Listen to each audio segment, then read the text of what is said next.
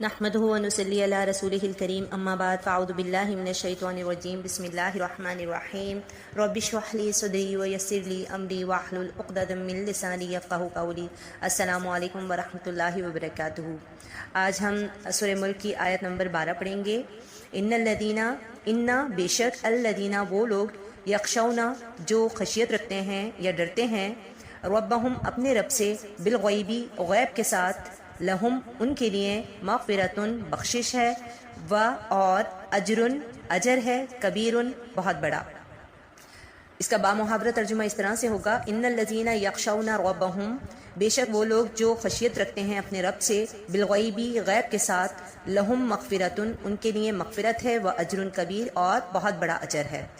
اب یہاں سے جو آیات شروع ہو رہی ہیں وہ ان لوگوں کے بارے میں شروع ہو رہی ہیں جو کہ مومنین ہیں، یعنی ہم نے پچھلی آیات میں ان لوگوں کا ذکر پڑھا کہ جو دوزخی تھے یا جنہوں نے ایسے اعمال کیے یا ایسے کام کیے کہ جس میں انہوں نے اللہ تبارک و تعالیٰ کی جو تعلیمات رسول لے کر آئے تھے انہیں جھٹلایا، اور وہ تعلیمات جن چیزوں پر مبنی تھی آج ہم ان چیزوں کو پڑھیں گے کہ وہ کن چیزوں کو انہوں نے وہاں ڈینائی کر دیا، اسے ایکسیپٹ نہیں کیا اور اسے ریجیکٹ کر دیا۔ اور یہاں سے وہ فیز شروع ہو رہا ہے یا ان لوگوں کا فیز شروع ہو رہا ہے کہ جو مومنین تھے اور جنہوں نے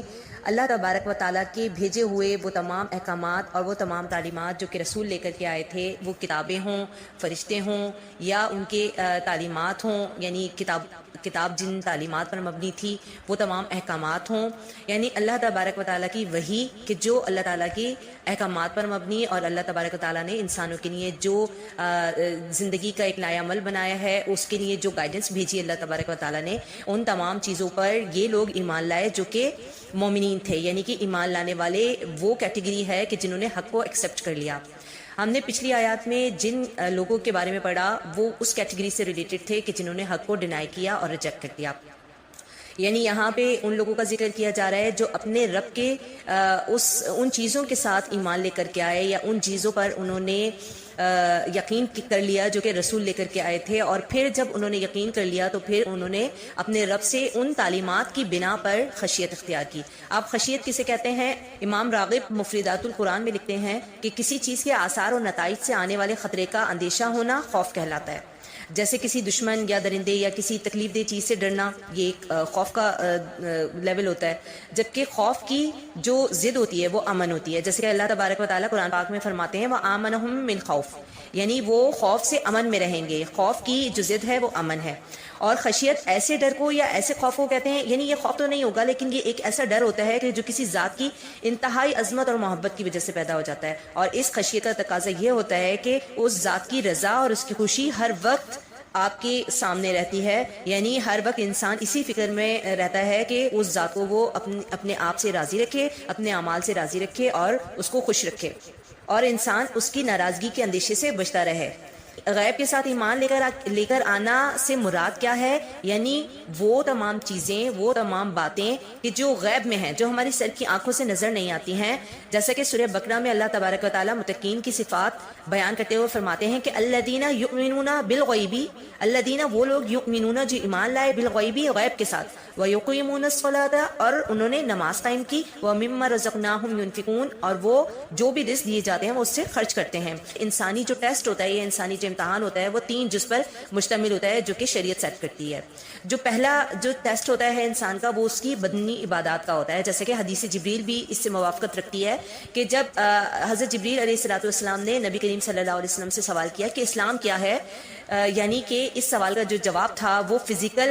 عبادات کے ساتھ تھا۔ نماز قائم کرنا یہ بدنی عبادت ہے، اسی طریقے سے زکوٰۃ کا ادا کرنا، یعنی زکوٰۃ جو وہ ادا کرتے ہیں اپنے ہاتھوں سے ادا کرتے ہیں تو یہ بھی ایک بدنی عبادت ہے، اسی طریقے سے حج کو ادا کرنا یہ بھی ایک بدنی عبادت ہے، اور کلمہ طیبہ کا زبان سے ادا کرنا، ہم جو اپنے پورے وجود سے روزے رکھتے ہیں تو یہ رمضان کے روزے رکھنا بھی بدنی عبادت ہے۔ تو اسلام کیا ہے؟ اس کے اندر وہ تمام باتیں آتی ہیں کہ جو بدنی عبادات پر ہیں، اور یہ ایک بیئر منیمم لیول ہے۔ دوسرے سوال میں حضرت جبریل علیہ السلام نے فرمایا کہ ایمان کیا ہے۔ اب یہاں سے ایک انسان کا انٹلیکچوئل ایگزام سٹارٹ ہوتا ہے۔ انٹلیکچوئل ایگزام کیا ہے کہ انسان جو ہے وہ جو سوچتا ہے، اس کی جو نظریات ہیں، جو اس کے عقائد ہیں، وہ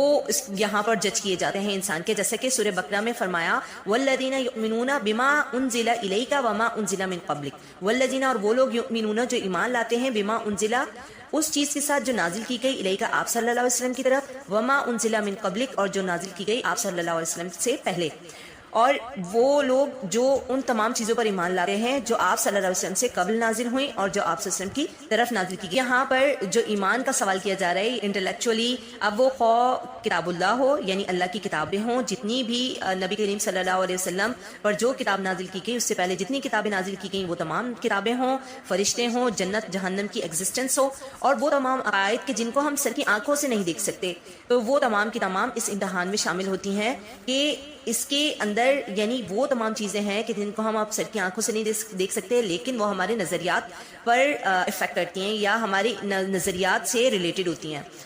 رسول صلی اللہ علیہ وسلم کو صحابہ کرام نے اپنی سر کی آنکھوں سے دیکھا تھا، لیکن ہم نے تو نبی صلی اللہ علیہ وسلم کو نہیں دیکھا، تو لہٰذا رسول بھی ایمان بالغیب میں شامل ہیں، کیونکہ ہم نے رسولوں کو نہیں دیکھا، ہم نے تو نبی صلی اللہ علیہ وسلم کو بھی نہیں دیکھا، لیکن ہم اس کے باوجود پوری صداقت کے ساتھ، پوری دلی صداقت کے ساتھ آپ صلی اللہ علیہ وسلم پر ایمان لے کر آتے ہیں۔ تیسرا سوال جو حضرت جبریل علیہ السلام نے کیا وہ تھا کہ احسان کیا ہے، تو سورہ بقرہ میں فرمان ہے کہ وَبِالْآخِرَةِ هُمْ يُوقِنُونَ،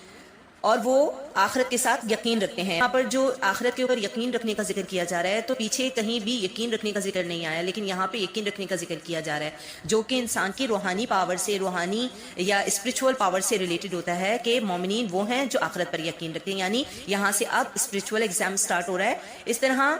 یہ ایگزام پورا ہوتا ہے کہ اللہ کے وجود پر، اس کی آخرت کے قیام پر یقین ہو انسان کو، ایسا یقین کہ جو مشاہدہ اور مراقبے کے لیول کا ہو، یہ لیول احسان کہلاتا ہے۔ جیسے کہ فرمان ہے کہ اس طرح نماز پڑھو جیسے کہ تم اللہ کو دیکھ رہے ہو، اور اگر ایسا نہ پڑھ سکو تو پھر گمان یہ رکھو کہ تم کو اللہ تبارک و تعالیٰ دیکھ رہے ہیں، اور یہ احسان کا لیول ہوتا ہے۔ یعنی کہ یہ احسان کا لیول ہے کہ جس میں ہم اللہ تبارک و تعالیٰ کو اس کی ایگزسٹنس کو، اس کے اوپر ایگزسٹنس پہ ہم یقین رکھتے ہیں، یعنی اللہ تبارک و تعالیٰ کائنات کی ہر شے میں اسپرچولی ہمیں محسوس ہو۔ وہ لوگ یہ ہیں کہ جو یہ تمام کام کرتے ہیں جو کہ سورہ بقرہ میں ہم نے پڑھا، یہ تمام کام کرتے ہیں، اب ان کے لیے کیا ہے؟ لہم مغفرۃ، ان کے لیے بخشش ہے۔ یعنی کہ اپنے ان 3 ایگزامس میں جو بھی کوئی کلیئر ہو جاتا ہے بیئر منیمم لیول سے اٹھ کر کے، جب وہ اپنے احسان کے درجے پہ جاتا ہے، ایمان کے درجے پہ جاتا ہے اور پھر احسان کے درجے پہ جاتا ہے، تو پھر اللہ تبارک و تعالیٰ اس کے لیے مغفرت لکھ دیتے ہیں، وہ اجر کبیر، اور اس کے لیے آخرت میں بہت بڑا اجر ہوتا ہے۔ یعنی مغفرت اس کی دنیا اور آخرت دونوں میں اس کے لیے مغفرت ہوتی ہے، اور آخرت میں اللہ تبارک و تعالیٰ نے تو ویسے ہی بہت بڑا اجر رکھا ہے۔ اب یہاں سے ہم ان لوگوں کے بارے میں پڑھیں گے کہ جنہوں نے جنت کو کمایا دنیا میں عمل کر کے، اپنی تمام بدنی عبادات کو پورا کیا، اور پھر اس کے بعد جو بھی انٹلیکچوئل جو تقاضے تھے دین کے، شریعت کے، وہ تمام پورے کیے، اور پھر ان دونوں تقاضوں کے ساتھ ساتھ اسپرچول پاور کو بھی بڑھایا اور اسے انہینس کیا۔